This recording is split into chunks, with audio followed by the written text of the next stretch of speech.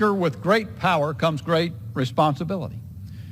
We entrust our Department of Justice, FBI, and intelligence community with great power to keep us safe. And yet, as long as these agencies have existed, they've violated Americans' civil rights. Everyday Americans. The security state believes itself to be above the Constitution and the laws passed by Congress. Or perhaps the belief is only tacit. It is aware only of power, not authority, power. The FBI spied on Frank Sinatra, John Lennon, Dr. Martin Luther King Jr., and Muhammad Ali because they were national security threats. Celebrities, but everyday Americans as to their constitutional rights.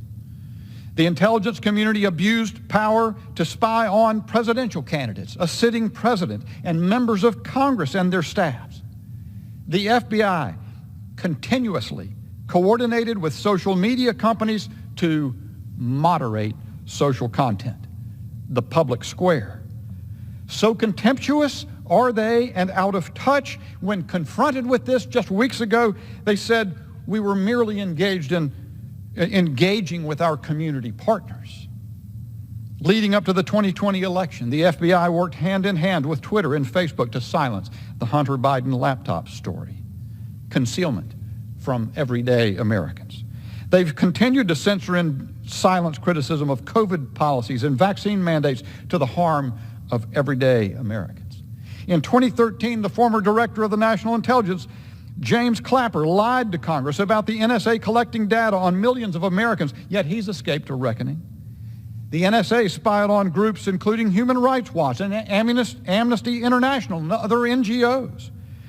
FBI contractors conducted thousands of searches on NSA databases. The intelligence community spied on journalists and political opponents in clear violation of the First Amendment. That's not all just illegal. It's un-American, and it cannot continue.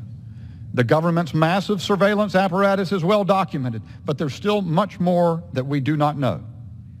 We owe it to the American people to reveal the rot within our federal government and cut it out so that it can no longer harm everyday Americans. Mr. Speaker, today we're putting the deep state on notice. We're coming for you on behalf of everyday Americans. I yield back.